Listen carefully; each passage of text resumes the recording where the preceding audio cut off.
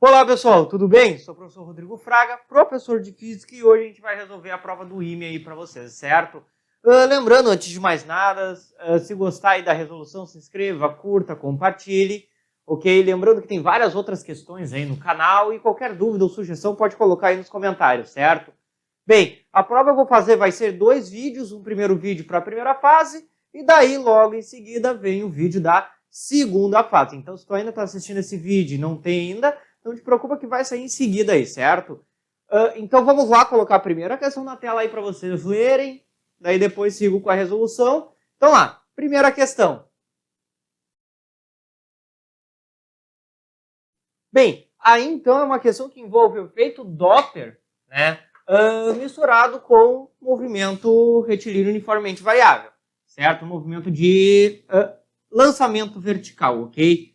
Bem, temos então a seguinte situação. Veja, um corpo que é lançado verticalmente para cima com uma velocidade de 98 metros por segundo, tá? E pergunta qual a frequência que vai ser ouvida, né, por um observador na superfície após passado 10 segundos desse movimento, né? Então, tempo igual a 10 segundos.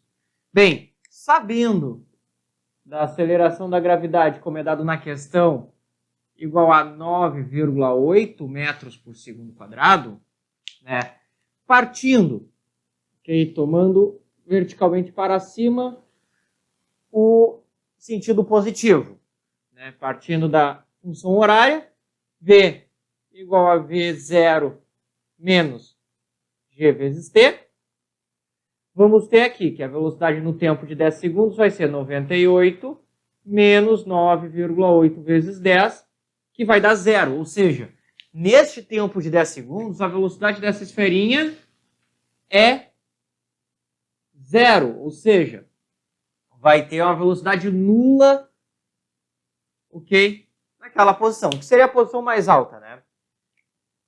Bem, a frequência, pelo efeito Doppler, sabemos que a frequência observada é igual à frequência da fonte, né, a emitida, vezes a velocidade do som no meio, mais a velocidade do observador, divididos pela velocidade do som no meio novamente, mais a velocidade da fonte emissora, certo?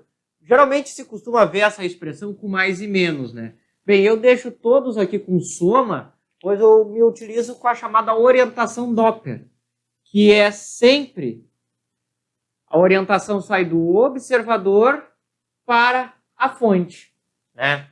Então, mas bem, igualmente a gente vê que neste ponto V igual a 0 e o observador também está em repouso. Então, a frequência que seria observada, né, a frequência gerada, é igual à frequência emitida, certo? Que pensaria ser a alternativa de letra B. Porém, o que ocorre?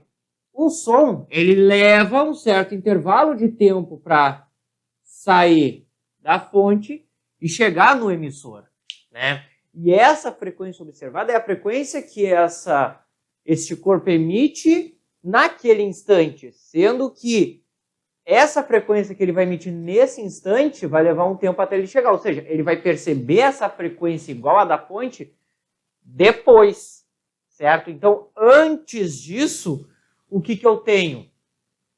Eu tenho um corpo, imediatamente antes, né, no momento antes, que é do som que vai chegar até ele, lembrando sempre, né, esse delay, vai ter uma velocidade vertical para cima neste caso, né?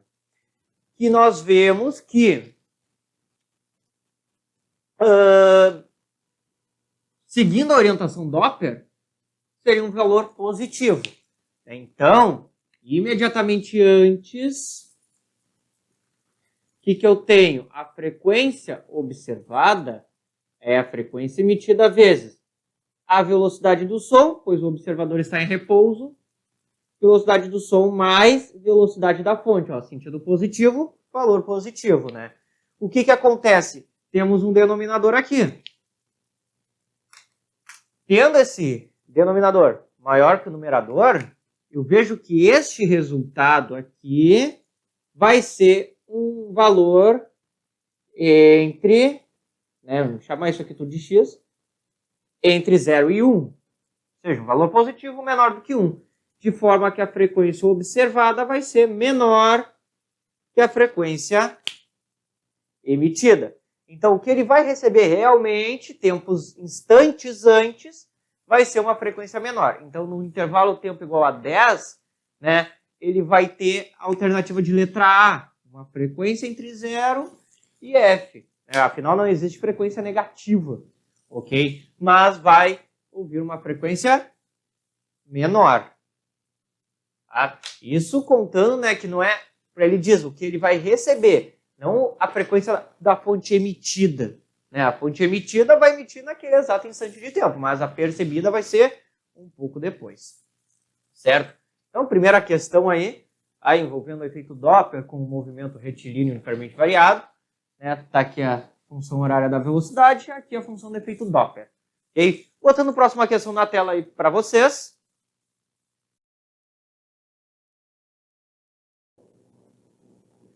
Bem, aí então temos uma questão envolvendo a conservação de energia com um pouco do movimento harmônico simples e conservação do momento linear.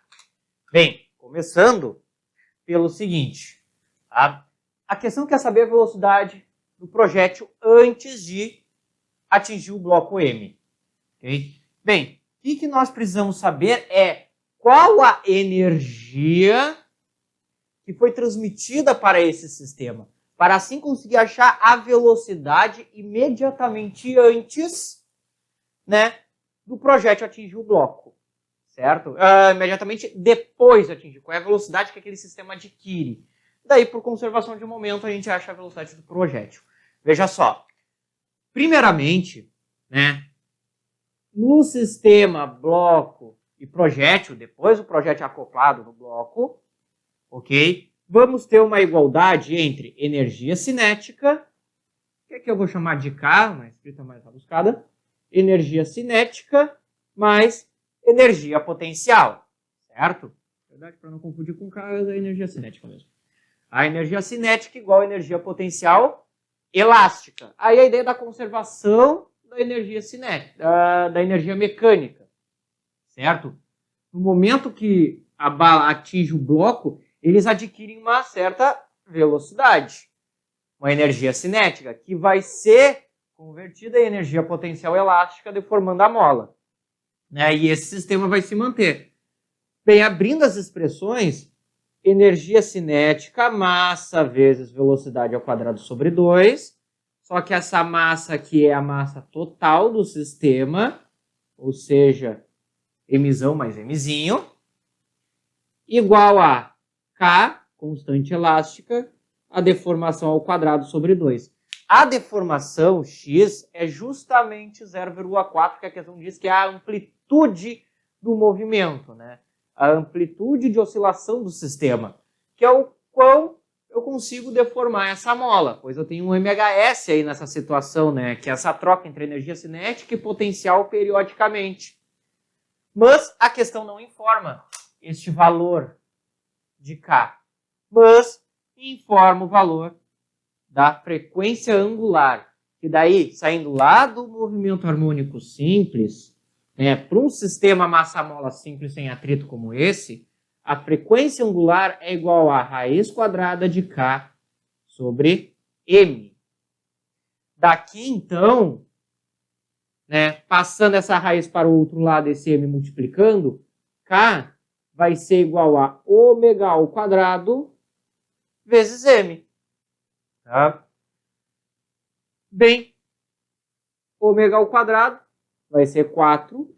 M é a massa total, porque eu estou vendo a amplitude do sistema, ou seja, Mzão mais Mzinho. Então, faço aqui também. E vai ser 12. Ou seja, temos uma constante elástica, 48 newtons por metro.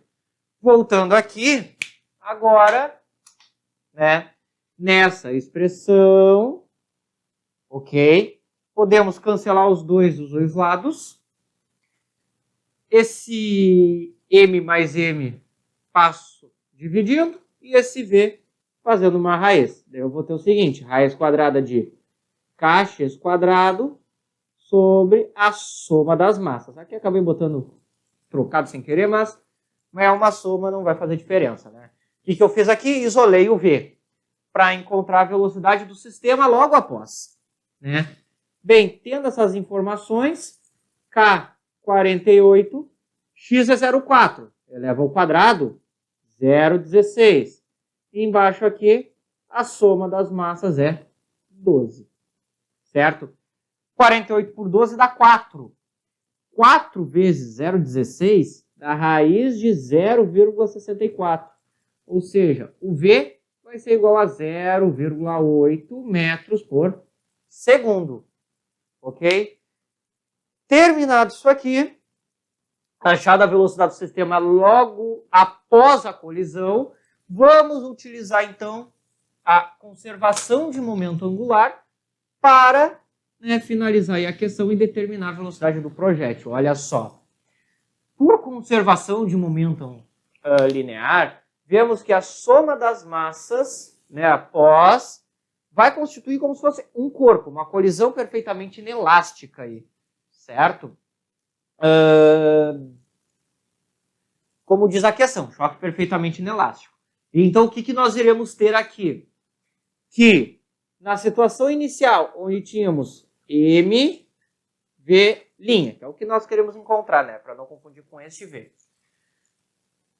Que é o momento inicial, vai ser igual a M mais M vezes esse V, que é o momento final. Ok? Então, o V' aqui vai ser simplesmente M mais M sobre M vezes V. Ou seja, 12 divididos por 2 vezes 0,8. Que dá então, aqui vai dar 6. 6 vezes 0,8. Opa, desculpa, é V'. 4,8 metros por segundo. E aí então, o resultado alternativo de letra D. Certo? Tá? Então, é uma questão que envolve aí a conservação de energia, daí geralmente quando tem conservação de energia, vem conservação de momentum junto. Tá? E aí, no meio caminho, a expressão para o MHS, certo? Bem, questão de número 3 aí.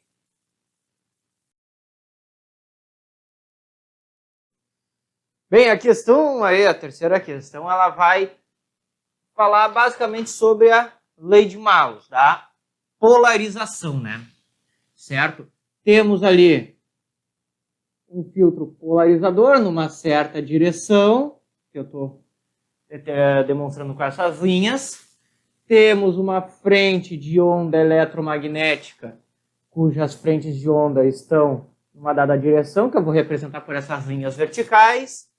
E bem, se traçarmos o ângulo entre esses dois pontos, né, entre as linhas do polarizador, do polaroide, e a direção da oscilação do campo elétrico, a intensidade da onda que passa pelo polaroide vai ser a intensidade inicial, né, no momento em que atinge, vezes o quadrado do cosseno do ângulo θ entre as linhas de polarização e as linhas de direção do campo elétrico. Tá? Então, basicamente, o que eu tenho aqui? Uma função cosseno para determinar. Pois aí eu tenho a roda girando com uma certa velocidade angular e, bem, como não informa o tempo, então tanto faz se está acelerando ou não, temos um θ. Okay? Partindo de zero, bem, sabemos que o cosseno de 0 graus é igual a 1, enquanto o cosseno de 90 graus é igual a 0.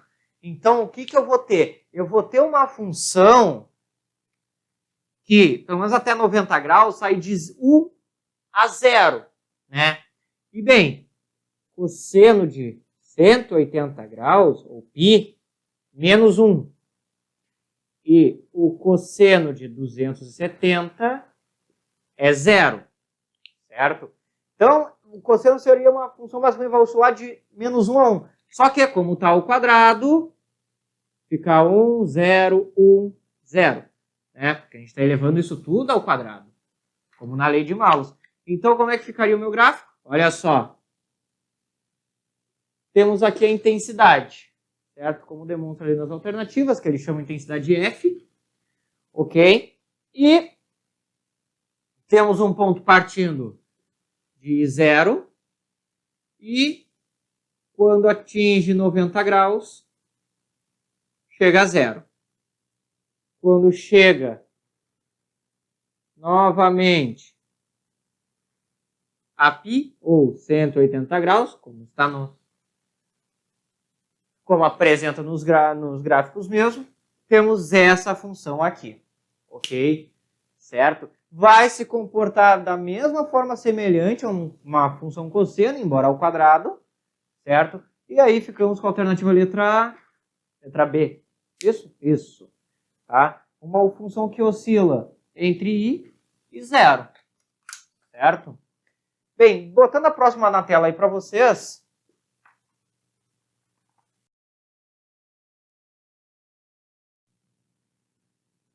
Bem, pessoal, aí é uma questão envolvendo a reflexão com a cinemática, certo? Onde temos a deflexão angular sofrida por um espelho e a deflexão do feixe. Aí pede para determinar essa velocidade angular, ok? Bem, a velocidade angular, o nosso ponto de partida, ele é igual à variação angular do espelho divididos pelo intervalo de tempo que ele tem que fazer isso. Tá? Bem, da lei da reflexão, temos aqui dessa igualdade, né, que a variação angular do feixe refletido é igual ao dobro da variação angular do espelho, né, do espelho incidente. É fácil demonstrar isso da seguinte maneira. Olha só, eu vou supor aqui um feixe, tá? E aqui o feixe refletido. E um segundo feixe refletido devido à rotação do espelho e uma segunda reta normal, tá? Supondo aqui o espelho, né, a borda do espelho, o espelho girando, mas eu só demonstrei os ângulos refletidos no momento inicial, antes e depois, né? Antes e depois, por exemplo, tá? E aqui as retas normais respectivas, antes e depois, tá? Bem, veja só, temos aqui, para este primeiro par, os ângulos que eu vou chamar de θA e θA. Aqui temos o ângulo Δθ do espelho, ok? E este novo ângulo, olha só, que eu vou chamar de θB, ou θD, né, de depois, que eu botei aqui, ΔD, e aqui θD. E aqui a variação angular ΔΦ, né, do espelho. E podemos ver o seguinte, que se eu fizer a soma de ΔΦ com os dois Δθs, os dois θA, vamos ter ΔΦ mais 2θA. Sendo a mesma coisa que os dois θD. Então, o ΔΦ é igual a 2 vezes ΔD menos θA. Né? A variação angular dos feixes incidente antes e depois.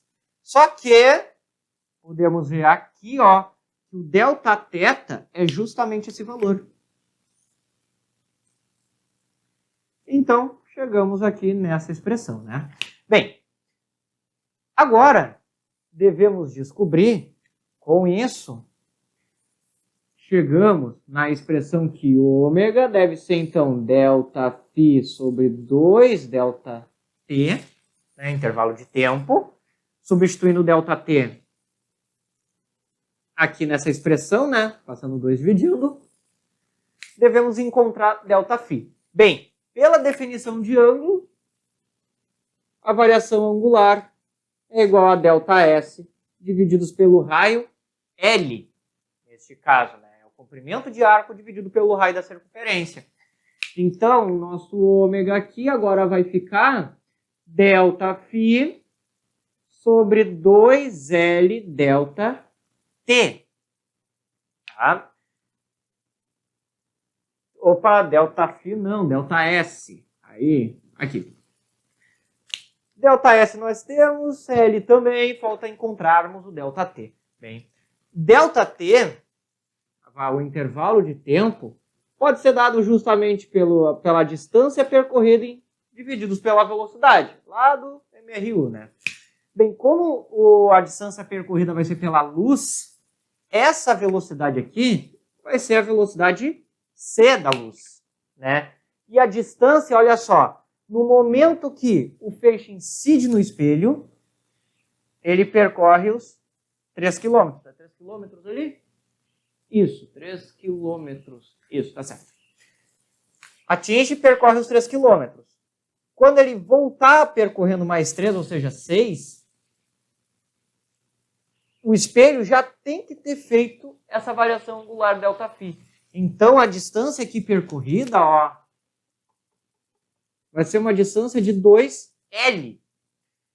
Como está aqui no denominador, olha só, disso eu tenho então, né, seguindo esse caminho aqui, eu devia ter feito isso aqui um pouco mais abaixo, que ΔΩ, velocidade angular, vai ser ΔS vezes C, divididos por 2L ao quadrado, e é isso.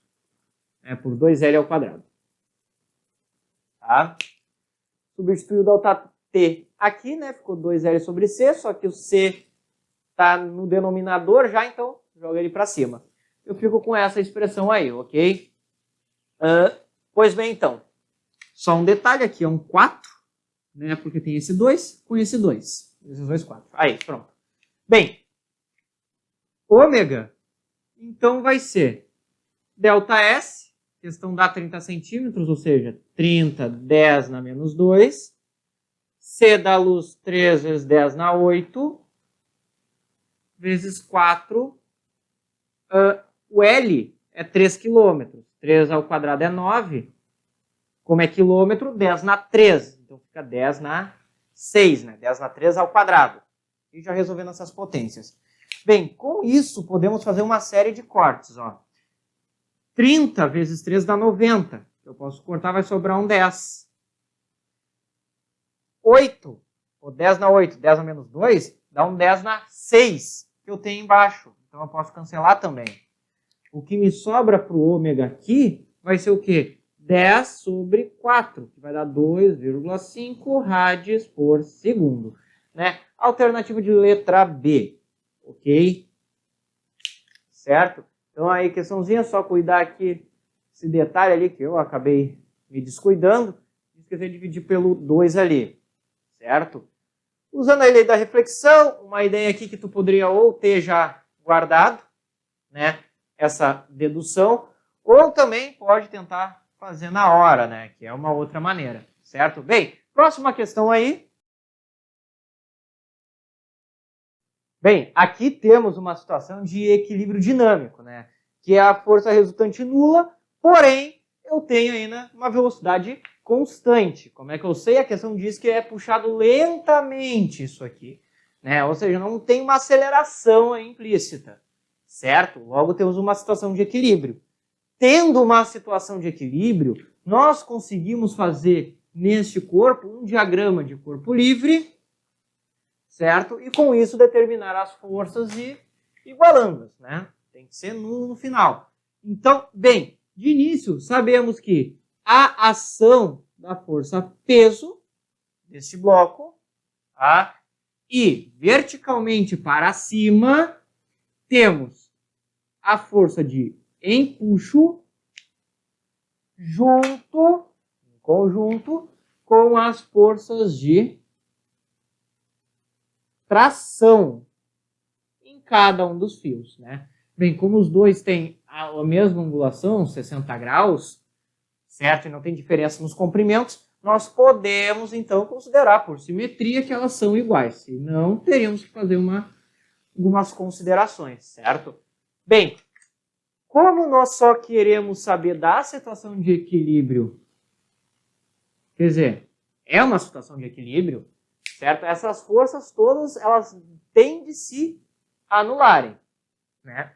Então, podemos fazer de dois jeitos. Um deles que eu vou fazer vai ser decompondo esse T e uma componente Y para ela.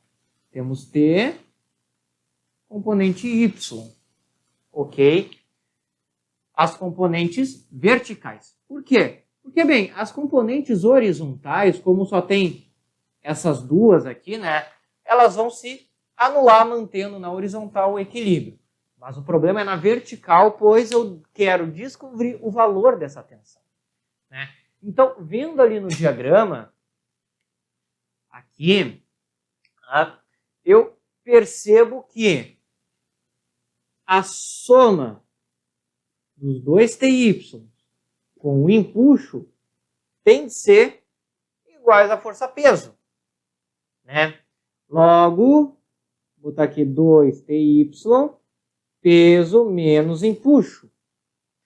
E eu vou abrir todas as expressões agora. Veja que aqui eu já desenhei a situação como a questão diz, né, que é o ponto de ruptura, quando eu tenho 25% apenas do corpo imerso, certo?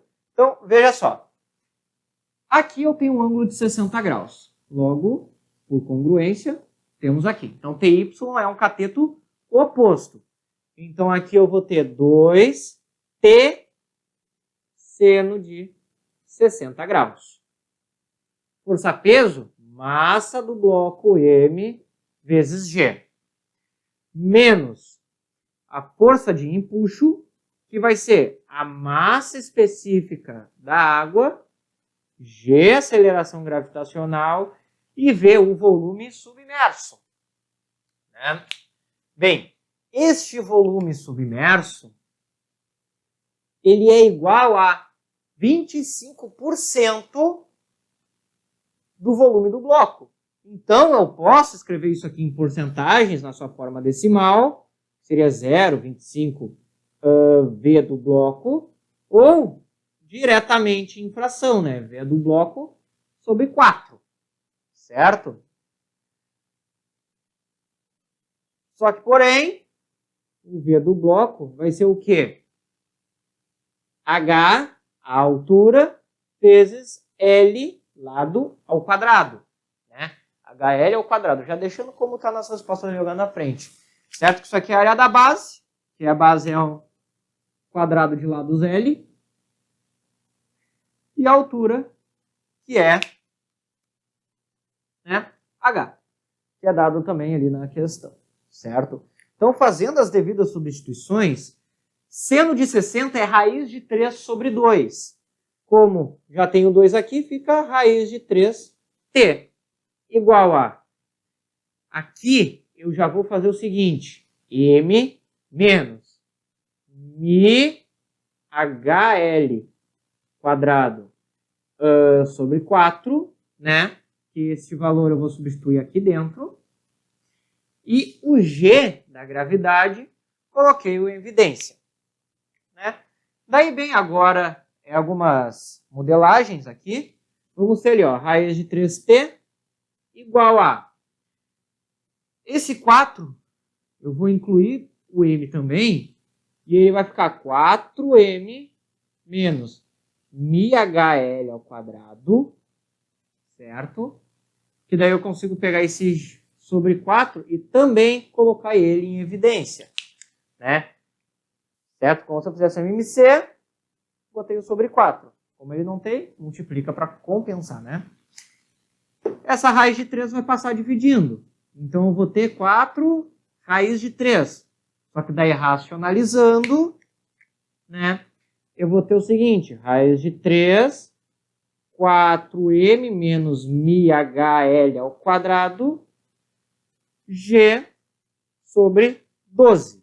né, que no momento que esse raiz de 3 passa dividindo, desculpa, eu já fiz o processo de racionalizar, né? Raiz de 3 a 3, vezes 4, 12. E esse raiz de 3 fica aqui na frente, que é o valor, então, né, da tensão máxima de ruptura, né, a tensão de ruptura da corda AB, ok? Aí bate com a letra B essa resposta, certo? Bem, colocando próxima questão na tela aí para vocês. Bem, pessoal, aqui então uma questão vai ser basicamente envolvendo a cinemática, mas antes temos que passar pela expressão da energia cinética. Por que isso? Porque o gráfico está me dando, né, energias cinéticas em função da posição. Então, vamos, com a energia cinética, encontrar os valores de velocidade. Daí, em cima, trabalhar do Torricelli, da função horária, da velocidade, para encontrar os intervalos de tempos aqui nas situações que eu demarquei como 1, 2 e 3. Tá? Então, vendo aqui a expressão da energia cinética e isolando V, vamos ter 2EC sobre M dentro de uma raiz. Passei o 2 multiplicando, o M dividindo e a raiz no final. Certo? Bem, com isso, vamos encontrar primeiramente o valor V1. Que em situação 1 vemos uma velocidade constante, pois a energia cinética é constante. Então aqui vamos ter 2 vezes a raiz de 75 divididos por 60, que é a massa do atleta. Aqui vai dar 1.500 por 60, que vai dar a raiz quadrada de 25. Então, V1 igual a 5 metros por segundo, que é o que iremos colocar aqui. Né? Primeira velocidade, 5 metros por segundo. V2, faremos a mesma coisa. Né? Só que, claro, vamos ver este ponto aqui, ó. Tá? V2. Temos raiz de 2 vezes 480 divididos por 60. Aqui, fazendo o cálculo, vai dar raiz de 16. Então, V2 igual a 4 metros por segundo. Vou colocar aqui 4 metros por segundo. E na situação 3, né, tendo as 3 velocidades já, vamos ter o seguinte. Na situação 3 não, neste ponto aqui, né? Raiz de 2 vezes 1920 divididos por 60. Ok? Aqui, fazendo a divisão, né, podemos cortar aqui e aqui, vamos ter 192 divididos por 6 dá 32, vezes 2, 64. Então, aqui vai ser uma raiz de 64. Logo, V3, 8 metros por segundo. Certo? Bem, encontrado os valores de velocidade, 5, 4 e 8 metros por segundo, temos que identificar o movimento que nós temos em cada intervalo. Aqui, bem, temos simplesmente o MRU.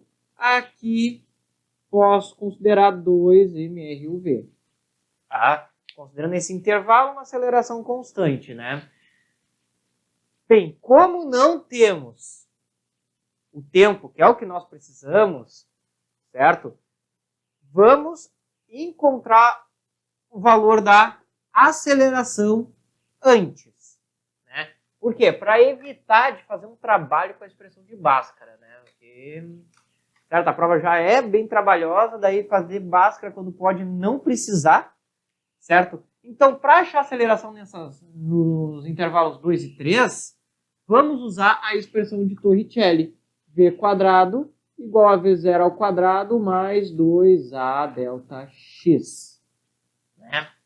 Sendo que, isolando A, vamos ter, ó, V quadrado menos V0, porque eu passei subtraindo, e depois eu passo 2 delta X dividindo. Isso aqui, para aceleração nesses dois intervalos de tempo. Certo?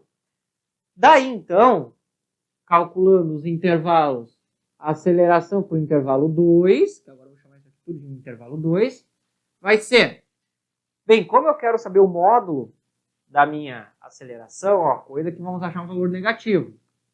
Então, vamos ter V, 4 ao quadrado, 16, menos 25, sobre 2 vezes a distância percorrida nesse intervalo, ó, que é de 900. Certo? Aqui vamos ter 9 sobre 1.800, ok? Que vai ser basicamente 1 sobre 200, simplificando, que vai dar 0,005 metros por segundo ao quadrado. Primeira aceleração. Dá para fazer essa divisão. Aceleração no intervalo 3 vai ser a mesma coisa, né? 8 ao quadrado, 64, menos 16, divididos por 2 vezes esse delta, ou seja, 1.800 novamente aí. 64 menos 16, fazendo o cálculo, vai dar 54 menos 6, 48. Isso. 1.800. Certo? Bem, aqui dá para simplificar. Essa divisão não vai ser tão, né, apreciável para nós ali. Dá para simplificar aqui, por exemplo, por 6, que vai dar 8 sobre 300 metros por segundo quadrado. Vamos manter assim para não cair em dízima periódica, certo? Porque no momento final agora, vamos descobrir os intervalos de tempo, usando para isso as expressões. Bem, para o momento 1, basta fazermos tempo igual a distância sobre velocidade. MRU, pois temos uma velocidade constante ali, né? Então, vamos ter 900 sobre 5, o que vai resultar, né, 900, 5 a distância, valor de 180 segundos. No intervalo 2, tanto 2 quanto 3, iremos usar a expressão função horária da velocidade. V igual a V0 mais a T. Ou melhor, né, T igual a delta V sobre A. Certo? Fazendo as devidos isolamentos de variáveis. Ok? Então, no intervalo 1, nós temos uma variação de velocidade ali de 1 metro por segundo. No intervalo 2, ó, de 5 para 4. Certo? Aqui o valor negativo ali que eu não coloquei, mas eu estou calculando em módulo, certo? Então, menos 0,005. Fazendo essa divisão, acharemos o valor 200 segundos. Tá? E no intervalo 3, a mesma coisa. A variação é de 4 a 8, é 4. Como eu vou dividir por uma fração, eu já vou multiplicar pela invertida.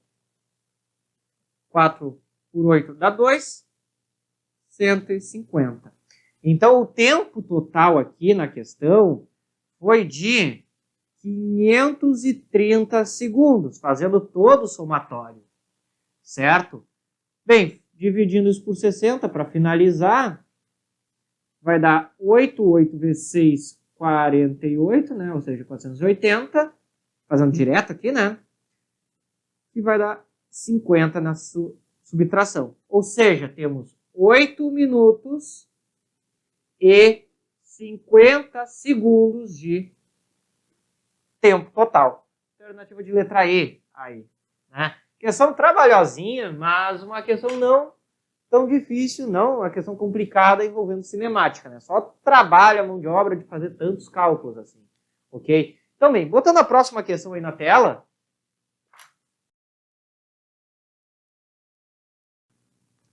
Bem, a questão 7, questão gráfica, não coloquei ali as alternativas, pois teve um problema aí na resolução dessa questão em si, certo? Eu vou explicar para vocês agora. Bem, como está informando ali, temos uma situação onde temos uma carga que vai passar através de uma casca com orifício, colidindo então com uma placa eletricamente carregada, certo? Bem, o que ocorre aqui, né? Primeiramente, se eu tenho uma carga elétrica numa certa posição, no centro dessa casca esférica, ok?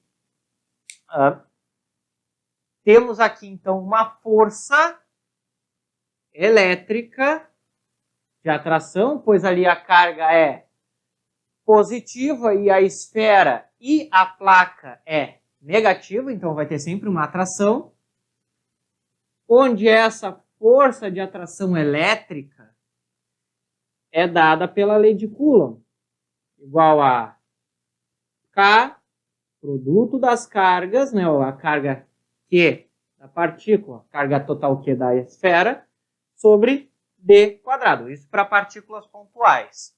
Ok? Podemos fazer essa consideração. E o que ocorre? A força vai aumentando, né? Se eu perceber, a força elétrica, ela aumenta à medida que eu vou me aproximando, né? Eu tenho uma expressão ali, ó, quadrática inversa. Então, à medida que a distância vai diminuindo, a força aumenta cada vez mais. Ou seja, né, pensando lá na lei de Newton, massa vezes aceleração, eu vou ter cada vez mais aceleração. Então, graficamente, se eu for pensar em termos de gráfico, que eu vou fazer aqui em cima, tá? Até a entrada do orifício aqui. Certo? O que eu teria? Basicamente, uma velocidade que vai crescendo, mas crescendo de uma forma exponencial, certo?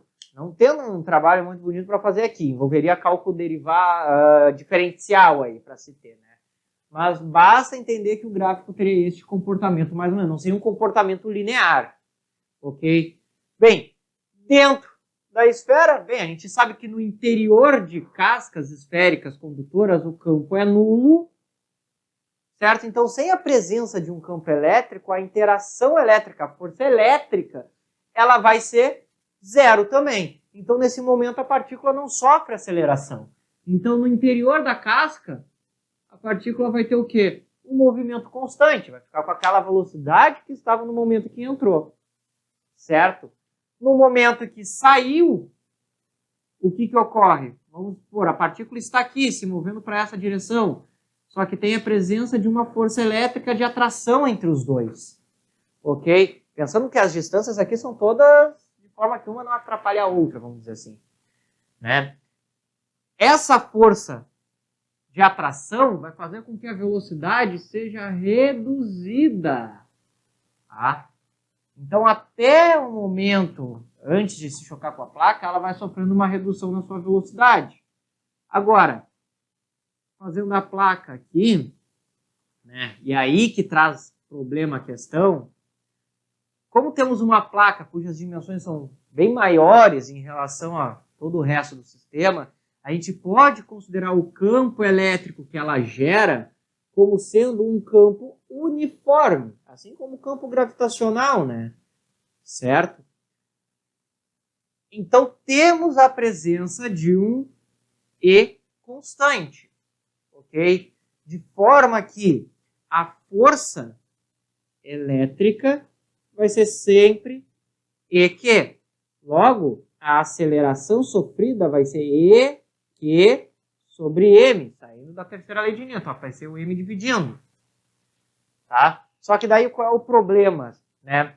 O problema é que, como aqui temos a posição X, né, a velocidade em função da posição, temos que trabalhar com a expressão de Torricelli. 2AX, pensando no X inicial zero. Ok? Já isolando. Então, a velocidade é uma função radical da posição. De forma que a velocidade ela sofreria um aumento dessa maneira aqui. Tá? O aumento, vamos dizer assim, radical. Né? O expoente fracionado. Não tem essa alternativa aí. O que tem é um valor desse jeito considerado como resposta, considerando a aceleração, a ganho de velocidade constante. Só que isso estaria certo se aqui estivéssemos trabalhando com o eixo temporal. Não é o caso, o eixo é espacial, então é nessa expressão. Então a questão acabaria ficando sem gabarito, mas não foi anulada a questão, né? Bem, próxima questão na tela aí para vocês.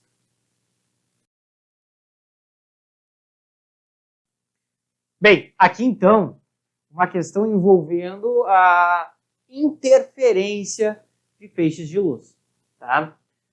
A questão pede para considerar estas distâncias iguais, então eu posso dizer que os dois têm valor igual a L, certo? E desconsiderar quaisquer outras diferenças de distância que acontecem no espelho. Mas bem, o que é o importante aqui, né? Que é o seguinte, a interferência, a questão pede para ser o quê? Uma interferência destrutiva, isso. Tá? Se a interferência é destrutiva, a diferença de caminho óptico entre, vou escrever aqui ao lado, a diferença de caminho óptico dos dois comprimentos de ondas, né? Digo os dois, esses dois que se dividem aqui quando chega no espelho C, deve ser igual a meio comprimento de onda, né? O que representaria ali a diferença de fase entre eles, certo? Tá? Aqui dá para pensar o seguinte, né? Que a diferença de fase é o quê? O caminho percorrido divididos pelo comprimento de onda, né? Passa para cá, então, comprimento de onda, diferença de fase igual a ΔD. Tá? Diferença de fase tem que ser de meia fase. Temos ali, então, essa expressão, né? Mas, bem, o que é o caminho óptico? Tá? O que vai dar diferença de caminho óptico? Apenas os dois momentos em que a luz incide dentro dos blocos. Tá? Daí se pensa, tá, e quanto à reflexão no interior dos blocos? Bem, se eu tivesse uma reflexão aqui dentro e um desses blocos tiver um índice de refração menor do que da outra superfície em questão, haveria, né, uma mudança de fase. Porém, nós estamos trabalhando com dois espelhos refletores ali, a luz não incide, então não há essa mudança de fase. Se há, vai haver nos dois o que vai, né, balancear. Então a única diferença que nós temos, né, pensando nessas distâncias iguais, é a diferença de caminho percorrido pelos feixes dentro dos blocos, né? Bem, o caminho óptico, a distância, eu estou chamando de D de distância, mas é o caminho óptico, é nada mais igual do que N, índice de refração, vezes a distância percorrida, variação de espaço ali, certo? Para o caso desses, tanto para 1 quanto para 2, o caminho óptico de 1 vai ser o quê? 1,25, que é N1, vezes a distância que ele percorre. Né? Só que ele vai e volta. Então, ele anda 2 micrômetros, volta mais 2 micrômetros. Então, 4, né, micrômetros percorridos. Tá? O que dá um caminho óptico para 1 de 4 vezes 1,25, 5 micrômetros. O que significa? Significa que isso aí é equivalente a esse feixe de luz andar 5 microns, só que daí na ausência desse bloco. É o equivalente, né? Por isso chamam caminho óptico. Já para D2, vamos ter N2, que eu quero descobrir, vezes o caminho que ele percorre, que neste caso é 5 microns. Tá?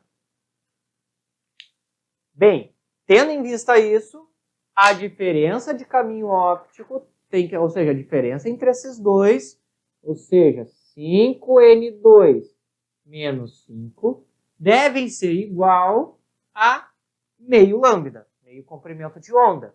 Tá? Lambda, não coloquei aqui ainda, mas o comprimento de onda, lambda, é igual a 500 nanômetros.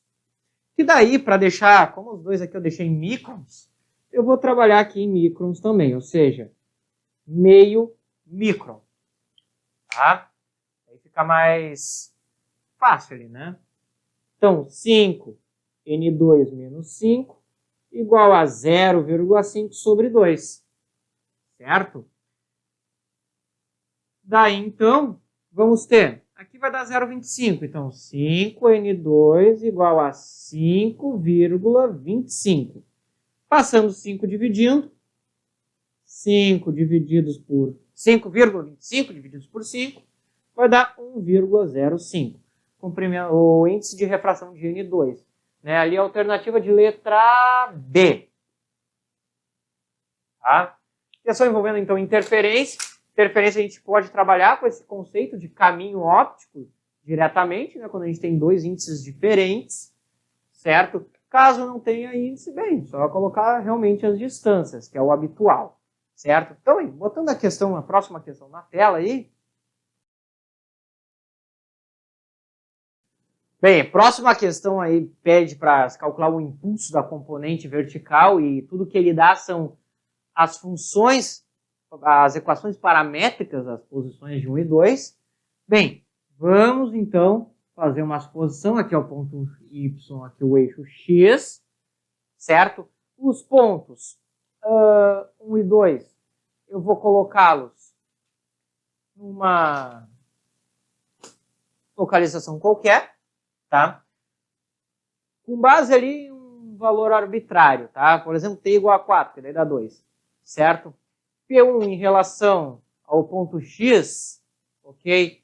P1 está em 5 sobre raiz de t, vai ser sempre a mais então. Então aqui vai estar P1, P2, desculpa, e aqui P1. Tá? Para Y, já temos o contrário. Tá? Aqui P1, para o P1, aqui o ponto para o P2. Tá? Então temos essas duas cargas aqui, certo? E com isso, verificamos o seguinte, a força entre elas, certo? Temos duas cargas ali, não informam um sinal, mas vamos supor que seja um sinal positivo para os dois, como é dado. Então temos forças repulsivas de natureza elétrica. Tá? A distância entre essas duas partículas vai se dar entre as distâncias dos vetores P2, neste caso, e P1, né? Diferença vetorial. E bem, isso aqui a gente pode calcular em módulo, certo? Como sendo P2 menos P1, né? Pegar o módulo da subtração vetorial entre eles, ok?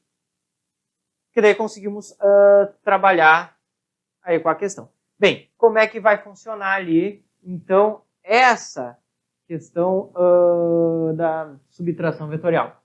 Veja só, primeiramente, pegando os pontos P1 sendo 5 sobre raiz de t, e o outro é 1 raiz de t menos 1, e o ponto P2 é 1 sobre raiz de t, y 4 raiz de 4 sobre raiz de t menos 1. Essa diferença vetorial, né, essa subtração, a distância entre as cargas, vai se dar justamente pela diferença entre, né, os respectivos pontos ali. Então, olha só, o P2 menos P1 vai ser o quê? 5 menos 1, por exemplo, que daí neste caso vai dar 4 raiz de t, né? Subtraindo direto. E aqui, 1 raiz de t menos 1 menos 4 raiz de t vai dar menos 3 sobre raiz de t. Veja aqui, o que aconteceu com este 1? Né? Eu subtraí este 1 com este. Só que daí eu tenho menos 1 menos 1, que vai dar 0. Tá? Então, no final, menos 3t. Tá? Bem, o módulo deste vetor, o módulo dessa diferença, certo? Vai ser o quê? Aqui acabei fazendo... tá certo. Aqui acabei fazendo P1 por P2, mas... Bem, vai interessar que a gente vai pegar o módulo, né? Vai ser o quê? Veja que eu tenho raiz de t nos dois. Então, eu posso já deixar em evidência esse raiz de t e simplesmente fazer o módulo do restante. Ou seja, raiz 4 ao quadrado mais 3 ao quadrado. Que bem, isso aqui é nada mais do que o triângulo pitagórico 3, 4, 5. Então, este módulo, a distância entre os dois, né, vai ser o quê? Vai ser igual a 5 sobre raiz de t. Certo? Então, veja, a diferença em termos de xy é 4 e 3, e a distância é 5. Então, eu observo, e o raiz de t sempre ali presente, eu observo que essa distância, é importante anotar isso depois, vai ser sempre dessa forma aqui. 3 sobre raiz de t, 4 sobre raiz de t, 5 sobre raiz de t. Ok? Isso aí vai ser importante para nós determinarmos ali a componente vertical que a questão pede. Porque independente do que aconteça entre esses dois, a distância sempre vai ser um múltiplo de 5. Né? Sempre vai ser multiplicado por 5 ali. Ok? Então, temos ali um triângulozinho pitagórico ali para trabalhar, para nos ajudar. Tá? Bem, encontrado o valor desse módulo, certo? Vamos agora encontrar a função para a força elétrica. Não temos um tempo aí, né? Temos um intervalo que a questão pede de 1 a 6. Mas olha só o que nós iremos fazer agora. Tá? A força elétrica, pela lei de Coulomb, é K módulo do produto das cargas divididos pelo quadrado da distância. Eu tenho o valor de K, 9, 10 dá 9, e eu tenho os valores das cargas, que é 2 e 2,5, 10 na menos 6. Que já multiplicando elas, vai dar 5, 10 na menos 12. E aqui abaixo eu vou dividir por esta função. Né? Como está tudo no sistema internacional, já não me preocupo aí com as unidades. Certo? Fazendo o quadrado deste valor, eu vou ter 25 sobre t. Né? Vamos ter o valor invertido aqui, lembrando, tá? Que a gente vai colocar aqui abaixo, então já colocando inverso ali, né? Já botando aqui, seria sobre t, bota aqui para cima.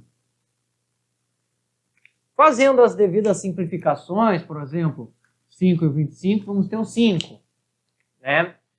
9 divididos por 5 vai dar 1,8. Com as potências de 10, eu vejo que vai dar 1,8, 10 a menos 3, t. Então, a força, olha só, é uma função linear do tempo t. Né? Sendo assim, eu consigo encontrar o impulso de duas maneiras. Uma, ou tu pode utilizar o cálculo integral, né, que o impulso é a integral da força em função do tempo, ou também, como não precisa, né, evitar de fazer cálculo derivado integral assim sempre que der, ou analisar isso graficamente. Bem, graficamente, a força em função do tempo vai ser o valor linear, certo? Onde vamos ter aqui o ponto de 1, que a questão pede, e o ponto 6. E aqui os respectivos valores. Né? Aqui, vezes 1 vai dar 1,8. Né? Vou botar aqui em 10 a menos 3 para facilitar. E aqui, 6 vezes 1,8 vai dar 6 vezes 8, 48. 4, 6 vezes 8, 10,8. Isso. 10,8. E realizar, né, e calcular o que? A área desta figura. O que vocês vão ver que vai chegar exatamente no mesmo valor.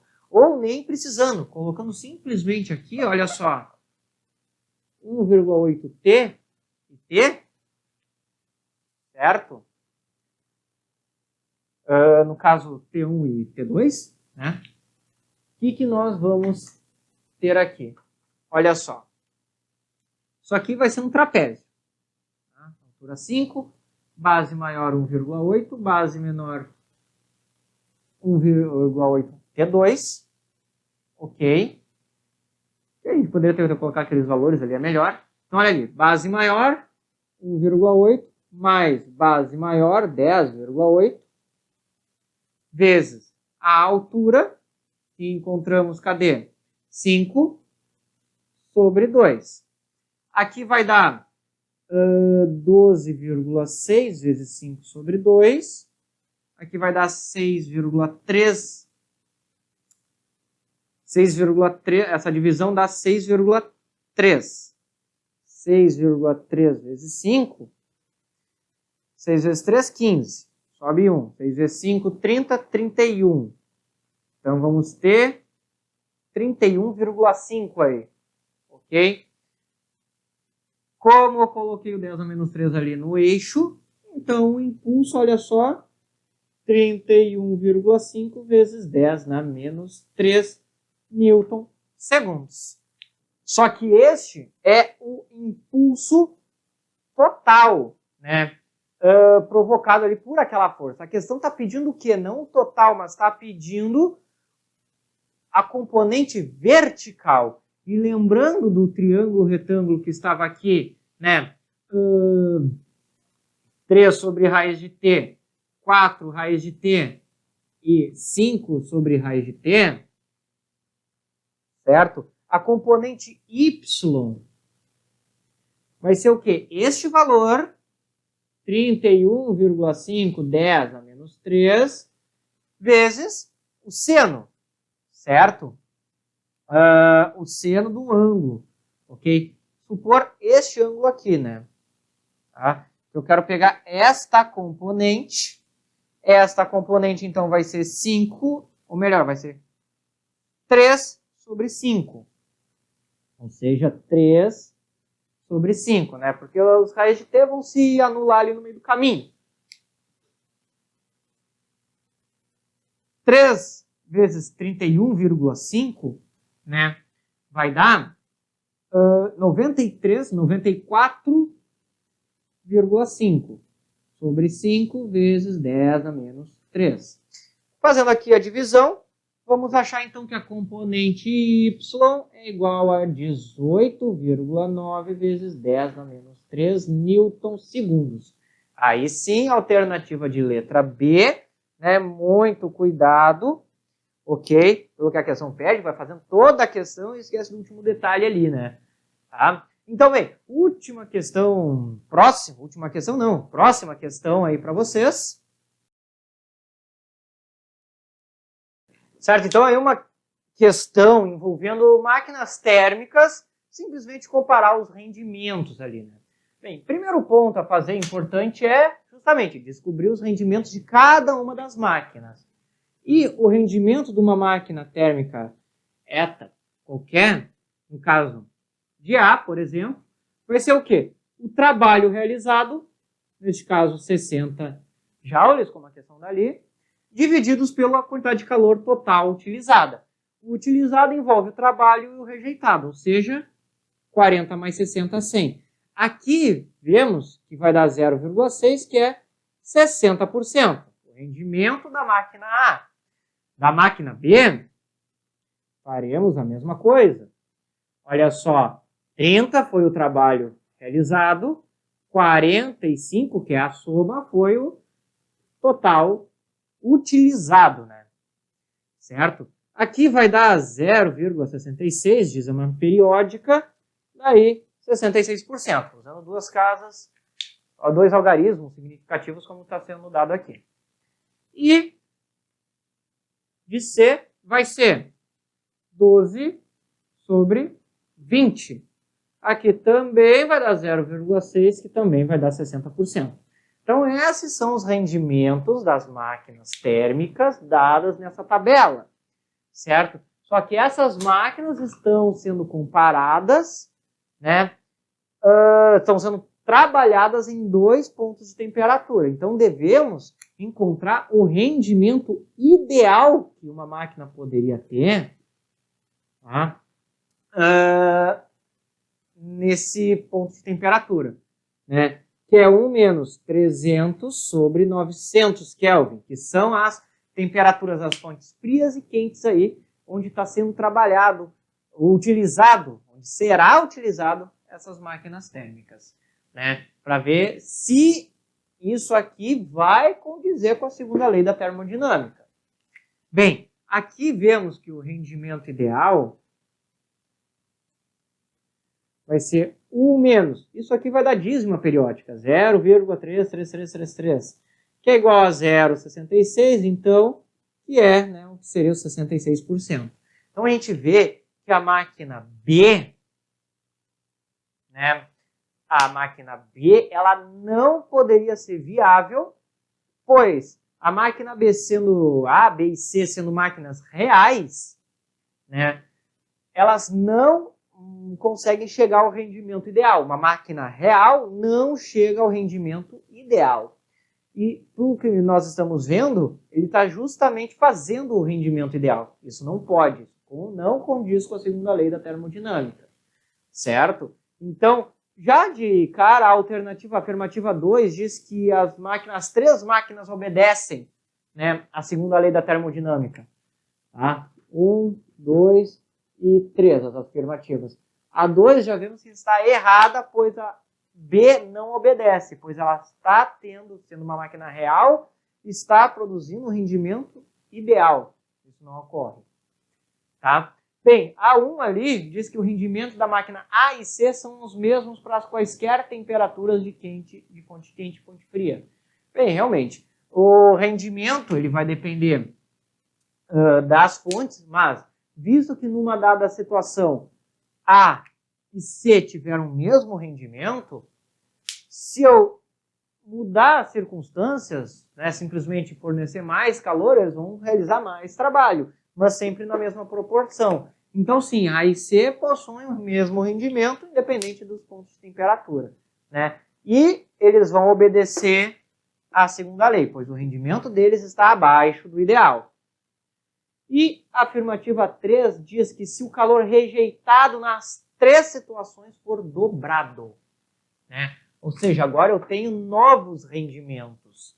Eu vou chamar aqui de NA', eta B',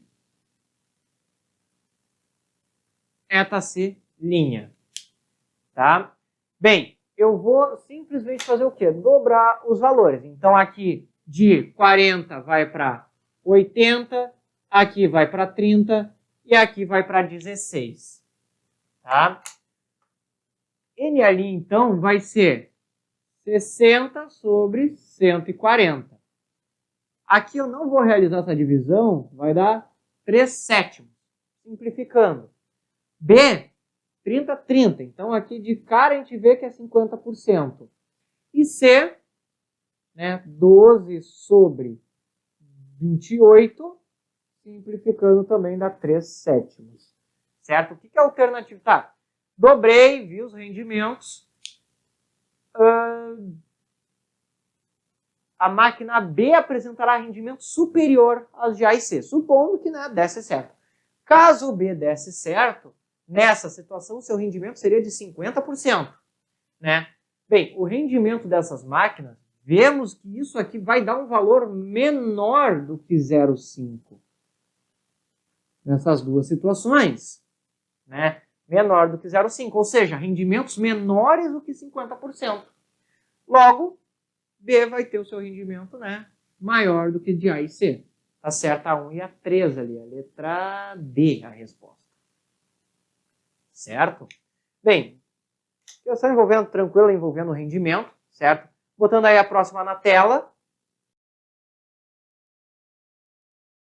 Bem, pessoal, aqui é uma questão que vai envolver basicamente o princípio da equivalência, né? Olha só, pede para determinar o período do pêndulo, né, dentro desse foguete que está sob uma certa aceleração. Bem, o período de um pêndulo é igual a raiz quadrada a 2π vezes a raiz quadrada do seu comprimento, neste caso L, vezes a gravidade local, né? Porém, estamos dentro de um referencial não inercial, um referencial acelerado.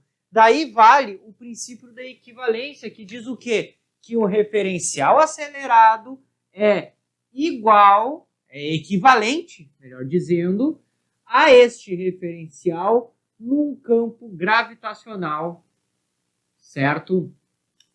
E de gravidade oposta à sua aceleração, certo? Então, um corpo num referencial não inercial é equivalente a ele submerso num campo gravitacional de sentido oposto à sua aceleração, certo? Então, temos isso aqui, ok? De forma que podemos dizer que aquele pêndulo, fazendo um diagrama de corpo livre para as acelerações, vai possuir estes dois vetores, aceleração, né, de forma que, pensando que os dois seriam equivalentes, aqui é o próprio campo gravitacional, e aqui o campo gravitacional equivalente naquele referencial. Então, aqui teremos, vamos dizer assim, uma gravidade resultante pela regra do paralelogramo nessa direção aqui, ok? E bem, aí então vai valer a lei dos cossenos, certo? Vemos que aqui temos o ângulo alfa, então entre estes dois temos o ângulo alfa.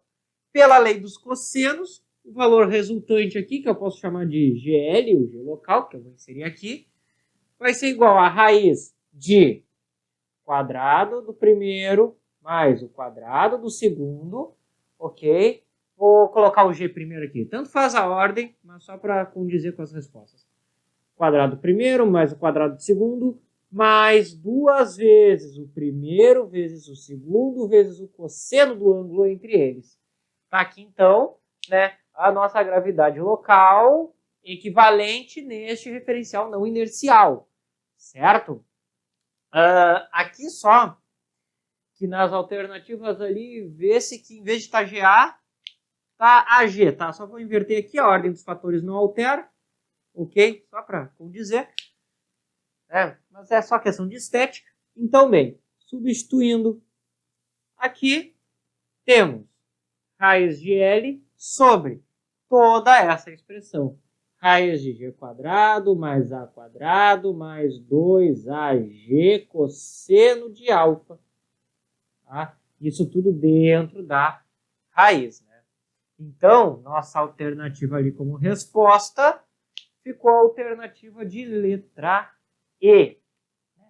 2π raiz de L sobre raiz de isso aqui. Tá? Letra E de resposta, ok? Então, uma questão envolvendo referencial não inercial. Bem, botando a próxima questão aí na tela.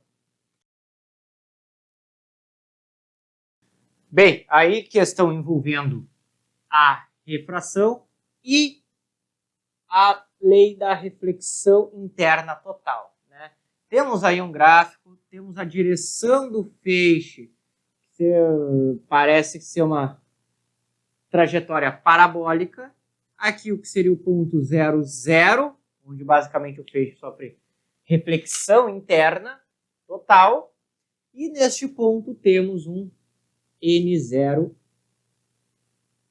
sendo o índice de refração.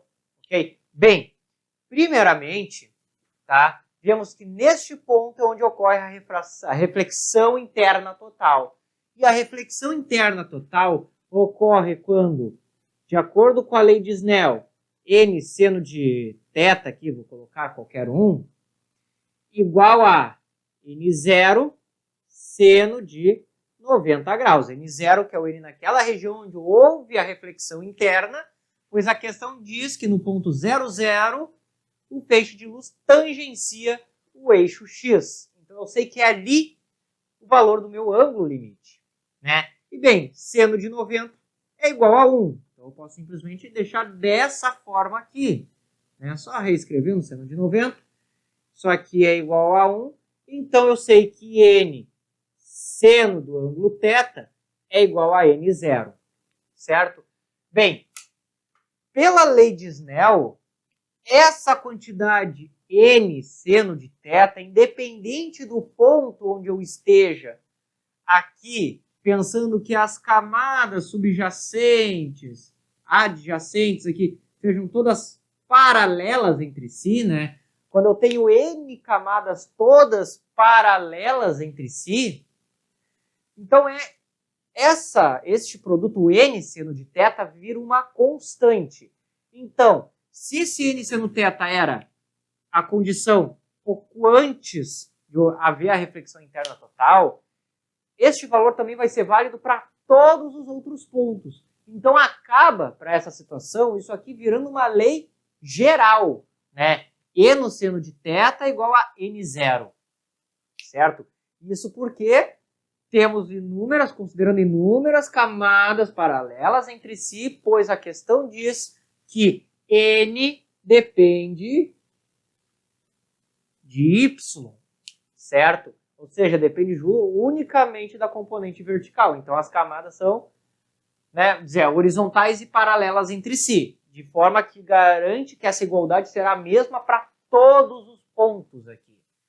Ok? Então, bem, com isso, podemos pegar uma região arbitrária, né? Pegar este ponto aqui. Neste ponto, eu posso dizer que a velocidade dele é v. Pela reta normal, aqui temos o ângulo θ. Seria este mesmo θ. Tá?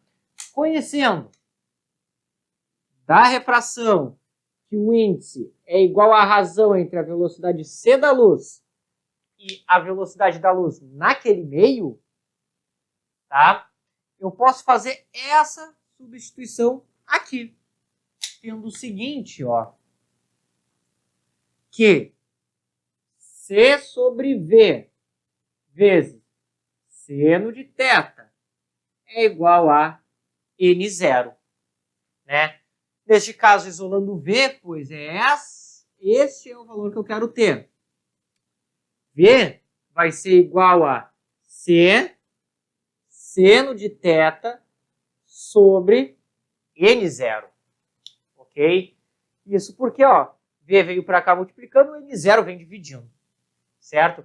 Aí seria o valor da velocidade V em um determinado ponto qualquer. Lembrando, para esse θ é válido para qualquer ponto aí nessa trajetória. Só que a questão pede para que eu encontre a componente y da velocidade, a maior componente y, né? Então, antes de ir para maior, vamos achar a expressão geral.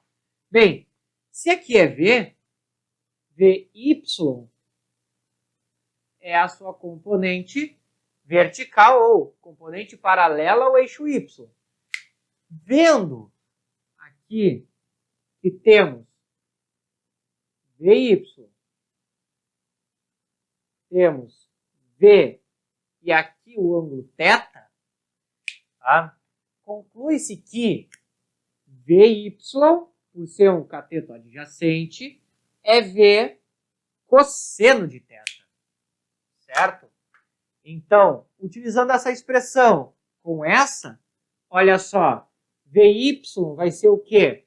V, que é c seno de θ sobre n0, vezes o cosseno de θ. Então, tem uma função seno-cosseno aqui, identificando, né?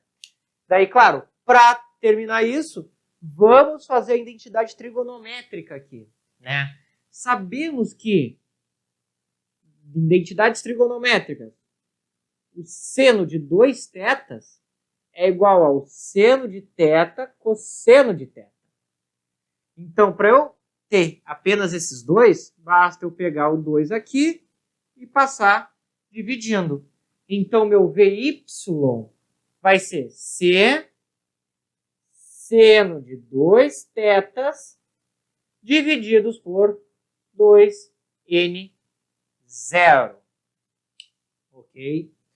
E aí, então, agora a questão é achar qual o maior valor que eu consigo ter. Bem, seno de 2 θs, o maior valor que eu tenho seno de 2 tetas máximo é igual a 1. Né? Então, eu sei que VY máximo é igual a C sobre 2NO, o que corresponde à alternativa de letra B. Tá? Questão envolvendo aí, né, a refração e a reflexão interna total da luz. Certo? Bem, botando a próxima questão na tela. Bem, essa questão, ela foi, na prova, ela foi anulada por não ter o gabarito correto, certo? Provavelmente porque foi dada alguma informação errada aqui. Provavelmente isso aqui era para ter sido um Faraday, certo? Ao invés de um Coulomb, ok? Observando ali as informações dadas nas outras componentes. Mas bem, vamos trabalhar ela dessa forma aqui. O que a questão pede? Pede a variação da energia potencial, do potencial elétrico sofrido ou da DDP sofrida pelo capacitor no momento em que eu coloco ele totalmente carregado e no momento em que eu fecho a chave, chega no regime, né, de corrente nula, no regime de equilíbrio, ok? Bem, o que nós devemos fazer? Devemos medir a DDP do capacitor antes e depois, para daí então ter o módulo da variação que ele sofre, certo? Bem, antes nós conseguimos encontrar através da energia potencial do capacitor, onde a energia potencial de um capacitor é igual a capacitância, ou melhor, quantidade de carga vezes potencial divididos por 2. Como a questão dá a energia potencial do capacitor, o momento que ele é colocado, né, vamos dizer assim, ele foi carregado e vai ser posto ali, de 4,5 joules, e pelo desenho vejo que a carga é de 1C, 1 coulomb. Então temos 1 U sobre 2. Dá então a energia potencial é de 9 volts, certo? Então sabemos que este capacitor é colocado aqui com um valor de 9 volts. Agora é saber se foi colocado, né, no mesmo sentido de V ou em sentido oposto, certo? E para isso, iremos usar a lei de Kirchhoff, certo? Da seguinte forma, a questão diz que a corrente que passa pelo circuito no momento que a chave é fechada é maior do que 2 amperes. É outra informação, a corrente é maior do que 2 amperes. A corrente I0, inicial, no momento que eu fechei a chave. Ok? Bem, com essa informação, vamos ver os dois casos, né, para sentido de forma que esses 9 volts deem uma queda de potencial em relação à fonte ou que dê um ganho de potencial. Daí vamos ver as correntes nas duas situações e pegar aqui, tiver com essa requisito aqui. Né? Bem, da lei de Kirchhoff, vamos ter o seguinte, 5 menos RI, no caso não sabemos ainda mais ou menos 9, igual a 0. Tá? Fazendo aqui a lei das malhas, tá? Temos um circuito simples. O que vamos ter então? Que, olha só, RI vezes I, passando para cá, vai ter que ser igual a 5 mais ou menos 9. Como R é dado na questão 2 ohms, I vai ser igual a 5 mais ou menos 9 sobre 2. E daí nós temos duas alternativas de resposta. Né? Ou I vai ser 5 menos 9 menos 4 sobre menos 2 amperes, o que significa que com o valor negativo, significa o quê? Que eu estou tendo uma perda de potencial. Ele está indo, vamos dizer assim, no sentido contra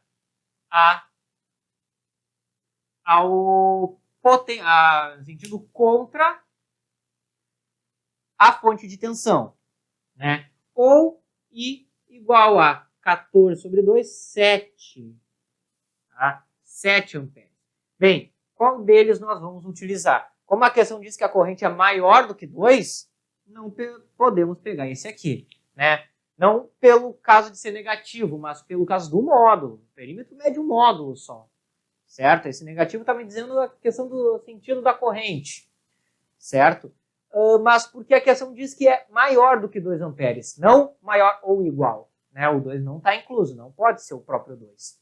Então é 7 amperes a corrente que passa, de forma que o potencial que é dado é potencial no sentido no mesmo sentido, né? Esse aqui é mais, aqui é menos. Então, aqui vai ser mais, aqui vai ser menos. Certo?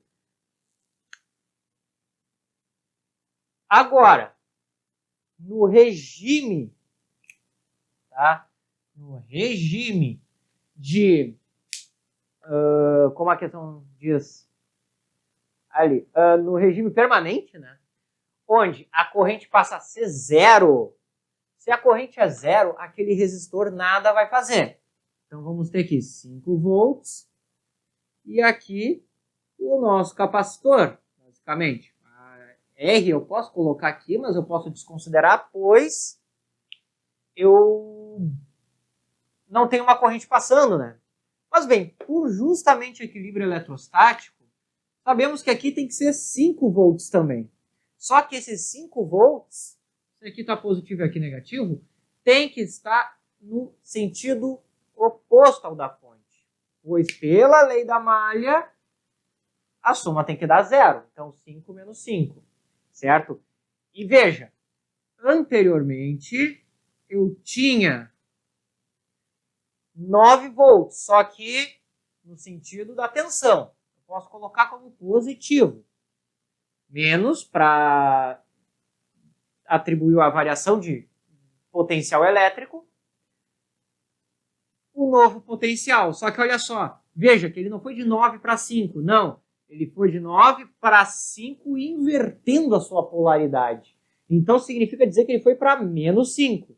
Logo, a variação de potencial sofrido pelo capacitor foi de 14 volts. O que não tem nas alternativas aí, né? Mas como disse, o gabarito foi, a questão está anulada, certo? Claro, poderia fazer o cálculo considerando aqui como um Faraday, né? Daí eu tenho a capacitância, certo? Mas não é esse o caso da questão, ok? Também vimos aqui, questão envolvendo análise de circuito, um circuito simples ainda, né? Também, próxima questão na tela. Certo? Então, uma questão envolvendo aí a força magnética, tá? Questão simples também, envolvendo essa força, porém, ele te dá duas coordenadas aqui, referentes aos pontos A e D, aqui, certo? E quer saber a intensidade do campo de forma que ele consiga sair do ponto A e chegar no ponto D. Ou seja, ele tem que fazer uma trajetória, né, diferente aqui. Bem, como a força magnética, nós vemos campo entrando, partícula se movimentando para a direita, certo? E se tratando de uma carga, entrando não, saindo, tratando de uma carga positiva, teremos ação no momento A aqui de uma força magnética que vai atuar como uma força centrípeta, né? Logo, teremos aqui uma trajetória circular, né? Só completar o círculozinho aqui, circular até o ponto D, certo? Então, duas coisas que precisamos é, primeiro, encontrar o valor desse raio, tá? E eu sei que o Y acompanha, está na direção radial desse centro, né? Desconsiderando um pouco a escala do desenho, ficou mal feito aqui. Mas eu sei disso aqui por quê? Porque V está na horizontal e no ponto A é quando começa a ter esse campo magnético. Ele passa a atuar nesse ponto. Então, nesse instante, começa essa força. Daí, então, temos uma trajetória circular, né? Aqui podemos considerar R e este pedaço posso considerar R menos Y. Por quê? Tudo isso é R e eu quero só esse pedacinho aqui, né? R menos Y. A gente vai precisar desse triângulo aqui daqui a pouco. Mas bem, primeiro então, partindo lá da força magnética, atuando como uma resultante centrípeta em módulo, vamos ter então que o produto carga, velocidade e campo, os campos estão perpendiculares aqui entre si, o campo e a força e a velocidade, igual a força centrípeta, que é mv² sobre R. Podendo cortar um V com V. B, intensidade do campo, então é mv sobre QR. Aí está então a expressão para a intensidade do campo magnético. Eu tenho M, eu tenho V e eu tenho Q no enunciado. Porém, eu não tenho o valor de R. Então eu tenho que encontrar ele e é por isso que vamos utilizar esse triângulo retângulo. Né? Vendo aqui, temos um triângulo retângulo de hipotenusa R, então R², igual quadrado primeiro, um dos catetos, mais o quadrado do outro cateto, né? Quadrado de R menos Y². Certo? Então, vamos expandir isso aqui. R² então vai ser x² mais R² mais Y² menos 2RY. Né? Aqui caímos num produto notável. Vemos que temos R² dos dois lados, certo? E passando menos 2RY do outro lado somando, 2RY igual a x² mais y². Passando 2y dividindo, temos então que R é igual a x² mais y² divididos por 2y. Vamos pegar essa expressão e jogar aqui. Como R se encontra no denominador, né, a intensidade do campo vai ser expressa assim. Como ele está no denominador, ele entra aqui invertido. Então, vamos ter 2y mv divididos por x² mais y² vezes Q. Ó, nota que ele entra invertido por estar no denominador, né? Tá? Fazendo já a divisão direta de fração. Certo? Temos aí a intensidade do campo. Alternativa de letra B. 2ymv, x² chão quadrado Q. Letra B. Certo? Questão envolvendo aí a força magnética, certo? Tendo só esse detalhe aqui. E bem, vamos para a última questão aí da primeira fase, certo? Lembrando, daqui a pouco vai sair o vídeo com a explicação da segunda fase, se já não tiver, certo? Mas foi preferível fazer um de cada pela questão de ser muito extensas as questões, então ficaria um vídeo muito extenso. Então eu preferi dividir em dois. Mas bem, última questão na tela aí para vocês. Bem, última questão aí que vai basicamente trabalhar com lente, formação de imagens e, né, no caso, um pouco de congruência de triângulos, certo? Temos esse sistema aqui, o espelho não, a lente convergente se movendo para a direita, o anteparo para a esquerda, enquanto a fonte luminosa se movimenta verticalmente para cima, certo? Bem, aí então vamos começar fazendo algumas pequenas definições. Primeiramente, tá? Como os raios emitidos pela fonte são paralelas ao eixo principal, ao incidir na lente, esses raios irão passar pelo foco da mesma, né? Tendo aqui então, ó, dois triângulos para a gente trabalhar as congruências. Temos aqui, tá, ângulos iguais e aqui também os ângulos retos, certo? Bem, o que nós devemos fazer é justamente encontrar agora cada um desses valores em termos de V, ok? Bem, não sabemos a posição inicial de ninguém, mas isso não vai interferir nas nossas respostas e eu vou explicar o porquê logo depois, né? Pois o ponto em questão é encontrar a aceleração sofrida por este ponto, né? Pensando, bem, isso aqui está vindo para cá e este vindo. Então, este raio está fazendo isso aqui, basicamente. Este ponto está se movimentando. Então, o que eu quero encontrar é justamente a aceleração deste ponto aqui, certo? Mas, bem, primeiramente, vamos encontrar a relação entre esses dois triângulos, tá? Olha só, eu vou denominar isso aqui anteparo A, lente L e fonte F. Nomear eles. A distância, né, este valor aqui é igual a este, que eu posso dizer que é igual a um V vezes T, né, velocidade vezes tempo, mais um valor inicial, que eu vou dizer aqui uma constante arbitrária df, d de distância, posição, não vou ficar botando x aqui. Então, esta aqui é a posição inicial, é comprimento inicial, ou comprimento no instante t qualquer, deste lado desse triângulo, certo? Bem, este pedaço aqui vai ser sempre o foco, né? O foco da lente não muda, se movimenta junto com ela, ok? E vamos encontrar agora a distância entre esses dois anteparos. É a distância entre o anteparo e a lente, né?